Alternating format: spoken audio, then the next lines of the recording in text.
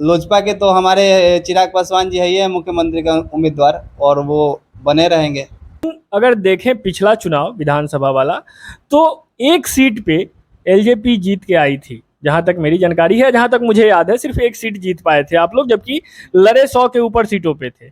वैसे में ये दावा करना कि एलजेपीआर और चिराग पासवान जी मुख्यमंत्री के प्रमुख दावेदार हैं, आपको नहीं लगता है ये निरर्थक है, बिना जनाधार के कैसे संभव होगा? नीतीश जी का यहाँ पे जो प्रोजेक्ट है, पुल का पुल बह जा रहा है, कोई पता नहीं चल रहा है। और सारण जिले के बारे में तो पता ही है कि कितना घटना दुर्घटना हुआ। अच्छा, ये महागठबंधन से और खास तौर पे नीतीश कुमार से इतनी दुश्मनी क्यों है एलजेपी? नमस्कार, मैं हूं कुमार मृणाल और आप देख रहे हैं फेरिट आउट न्यूज। 2024 चुनाव आने वाला है। वैसे में सभी पार्टियां अपनी अपनी तरफ से तैयारियों में लग चुकी हैं। जहां नीतीश कुमार विपक्षी एकता को एक करने में लगे हुए हैं, विपक्षी पार्टियों को एक करने में लगे हुए हैं, वहीं अगर देखें तो एनडीए उनकी एकता को तोड़ने में लगी हुई है। जीतन राम मांझी महागठबंधन से निकल चुके हैं, वो अब एनडीए में जाते हैं या कोई और विकल्प तलाश करते हैं, ये अभी भविष्य के गर्त में है। लेकिन अगर देखें तो 2024 की तैयारी में हर पार्टी पूरे जोर शोर से लगी हुई है।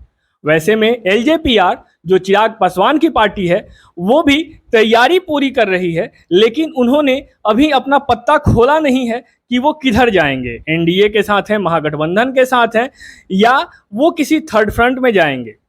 वैसे में हमारे साथ अभी एक सारण जिला के युवा नेता हैं जो एलजेपी छात्र जिला अध्यक्ष हैं। आइए सत्य प्रकाश जी से बात करते हैं और जानते हैं कि 2024 चुनाव को लेकर युवाओं का क्या रुझान है और इनकी पार्टी जो एलजेपीआर है, चिराग पासवान की जो पार्टी है, उसमें क्या क्या संभावनाएं हैं। सबसे पहले तो सर स्वागत है आपका। नमस्कार, धन्यवाद। सत्य प्रकाश जी, मैं आपसे जानना चाहूंगा कि चूंकि आप युवाओं के प्रतिनिधित्व में लगे हुए हैं, युवाओं का प्रतिनिधित्व कर रहे हैं, युवाओं का क्या रुझान है अभी 2024 चुनाव को लेकर और आपकी पार्टी को लेकर? युवाओं का रुझान तो साफ साफ मतलब पूरा देश जानता है। भले हम मतलब एलजेपी का प्रतिनिधित्व करें, लेकिन सब किसी का पहला पसंद मोदी है, और मोदी के साथ जो रहेगा ये लोकसभा के चुनाव में, वही बेहतर परफॉर्म करेगा।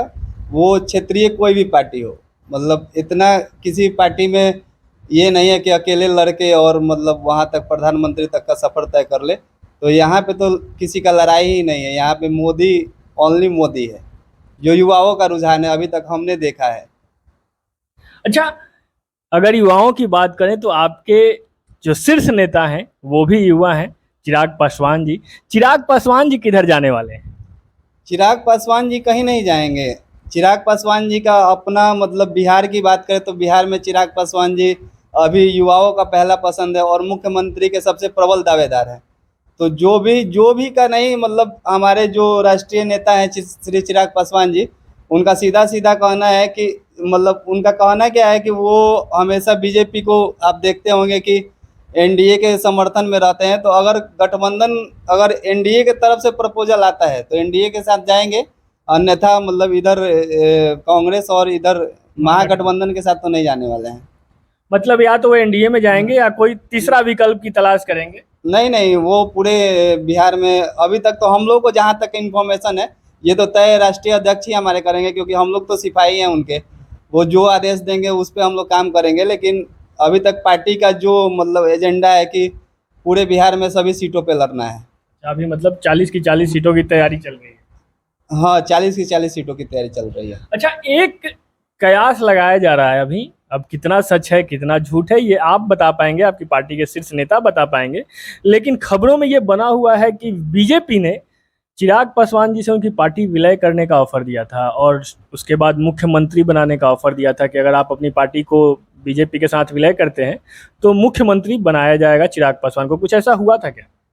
नहीं, ये ऐसी अफवाहें तो आती जाती रहती है, लेकिन ऐसा कोई हम लोग को इन्फॉर्मेशन नहीं है कि मतलब बीजेपी का ऐसा ऑफर है। लेकिन जो चिराग पासवान जी का है तो कोई भी अपना पार्टी विलय तो नहीं करेगा, और वो गठबंधन, अगर गठबंधन के साथ लड़ेंगे तो हम लोग उनका समर्थन करेंगे। मतलब अगर कहें तो वो अपने पिता की विरासत को बचा के रखेंगे। हाँ, पिता की विरासत को बचा के रखना भी चाहिए हर किसी को। अच्छा, आपने कहा कि मुख्यमंत्री के प्रमुख दावेदार हैं चिराग पासवान जी, दूसरी तरफ अगर देखें तो एनडीए, खासतौर पे बीजेपी, सम्राट चौधरी को आजकल प्रोजेक्ट करता दिखाई दे रही है। हर जगह ये नारे लगाए जा रहे हैं और ये कयास भी लग रहे हैं कि जो सम्राट चौधरी हैं वो बीजेपी और एनडीए की तरफ से मुख्यमंत्री के प्रमुख दावेदार हैं। तो क्या ऐसे में अपने निजी हितों का टकराव नहीं होगा एलजेपी आर और बीजेपी या एनडीए? देखिए, अभी तो आपको पता होना चाहिए कि अभी लोकसभा का चुनाव होगा, तो उसी टाइम डिसाइड हो जाएगा कि मतलब बीजेपी थी जो लोजपा है, अगर बीजेपी के साथ गठबंधन करके लड़ रही है तो उसी में डिसाइड हो जाएगा कि बीजेपी कितनी सीटें दे रही है एलजेपी को। फिर चिराग पासवान जी हमारे जो राष्ट्रीय नेता हैं उनका मतलब उसी टाइम डिसाइड होगा कि वो विधानसभा में मतलब क्या शर्तें हैं। तो वो तो पहले यहाँ पे डिसाइड करना है कि एलजेपी अगर गठबंधन के साथ लड़ रही है बीजेपी के साथ तो उनको कितने सीटें दे रही है, और उसी टाइम डिसाइड हो जाएगा कि सम्राट चौधरी बनेंगे कि रामविलास पासवान थी चिराग पासवान जी हमारे रहेंगे बिहार के एनडीए के मतलब जो चेहरा रहेंगे, प्रमुख दावेदार कौन रहेगा, वो तो इसी टाइम डिसाइड हो जाएगा। अगर नहीं मिलती है पार्टी, अगर गठबंधन नहीं हो पाता है लोकसभा के चुनाव में, तो लोजपा के तो हमारे चिराग पासवान जी है ही है मुख्यमंत्री का उम्मीदवार, और वो बने रहेंगे। तो ये अभी संभावनाओं पे निर्भर है कि कैसा गठबंधन होता है, क्या क्या शर्तें रखी जाती हैं और कौन कौन सी शर्तें मानी जाती हैं। लेकिन एक सवाल और निकल के आता है, क्योंकि एलजेपीआर के हर सदस्य का ये कहना है, हर कार्यकर्ता का ये कहना है कि चिराग पासवान जी प्रमुख दावेदार हैं 25 में मुख्यमंत्री के। लेकिन अगर देखें पिछला चुनाव विधानसभा वाला, तो एक सीट पे एलजेपी जीत के आई थी, जहां तक मेरी जानकारी है, जहां तक मुझे याद है सिर्फ एक सीट जीत पाए थे आप लोग, जबकि लड़े 100 के ऊपर सीटों पे थे। वैसे में ये दावा करना कि एलजेपीआर और चिराग पासवान जी मुख्यमंत्री के प्रमुख दावेदार हैं, आपको नहीं लगता है ये निरर्थक है, बिना जनाधार के कैसे संभव होगा? नहीं नहीं, ऐसा बात नहीं है। आपको याद होगा कि एक टाइम था कि पूरे देश में बीजेपी की एक सीटें थी, लेकिन प्रधानमंत्री बने मोदी जी, तो ऐसा नहीं कहा जा सकता है। और उस टाइम जो 2020 का चुनाव था, आपको भी पता होगा कि उस टाइम उनके फादर जो हमारे पहले राष्ट्रीय अध्यक्ष थे रामविलास पासवान जी थे, वो गुजर गए थे। उसके बाद पारिवारिक कलह हो गया था, चाचा ने उनका ये विरासत ले लिया था, फिर से उनको नई पार्टी बनानी पड़ी। और नई पार्टी बनाने के बाद भी आप देखे होंगे कि जो लोजपा जहाँ से भी लड़ी थी वहाँ पे लड़ाई में रही थी। या आप सारण की बात करें तो सारण में भी आपको बनियापुर का जो था वहाँ पे तारकेश्वर सिंह 2 नंबर पे रहते। ऐसी बहुत सारी सीटें थी, आपको बोलिएगा तो हम डाटा उठा के दे देंगे, जहाँ पे 200-300 से लोजपा हार चुकी थी। तो इस बार हम लोगों ने 5 साल में इतना मेहनत किया है कि जो हम लोग की पिछली बार गलती हुई थी वो गलती नहीं रहे, और हम लोग ये मतलब ज़्यादा से ज़्यादा संख्या में सीटें जीते और चिराग पासवान जी को मुख्यमंत्री बनाए। ये हमारी मतलब आशा नहीं है, पूरे बिहार की जनता चाहती है कि चिराग पासवान जी हमारे नेता जो हो चिराग पासवान जैसा हो। अच्छा, आपको लगता है कि चाचा एनडीए में आने देंगे 24 में? ये तो क्योंकि चाचा भतीजे की टकराव तो जग जाहिर है। हमारे जो राष्ट्रीय नेता हैं चिराग पासवान जी, उनका कहना है कि हम लोग कहीं नहीं जाने वाले हैं, हम लोग तो प्रबल दावेदार हैं। अगर एनडीए हमारे साथ आती है तो हम उनके साथ मिल के लड़ेंगे, क्योंकि भ्रष्टाचार के खिलाफ लड़ने के लिए एनडीए के साथ हम लोग को लड़ना पड़ेगा। आपको भी पता है कि जो मतलब नीतीश जी का यहाँ पे जो प्रोजेक्ट है, पुल बह जा रहा है, कोई पता नहीं चल रहा है। और सारण जिले के बारे में तो पता ही है कि कितना दुर्घटना हुआ। अच्छा, ये महागठबंधन से और खास तौर पे नीतीश कुमार से इतनी दुश्मनी क्यों है एलजेपीआर वालों? एलजेपी को नहीं है, पूरे बिहार की जनता को है दुश्मनी है। ऐसा ट्रेजेडी होगा तो क्या होगा? पुल मतलब शाम में रह रहा है, सवेरे बह जा रहा है, उस पर कोई एक्शन नहीं लिया जा रहा है। आप देखे होंगे बिहार में दारू बंदी है लेकिन होम डिलीवरी हो रहा है।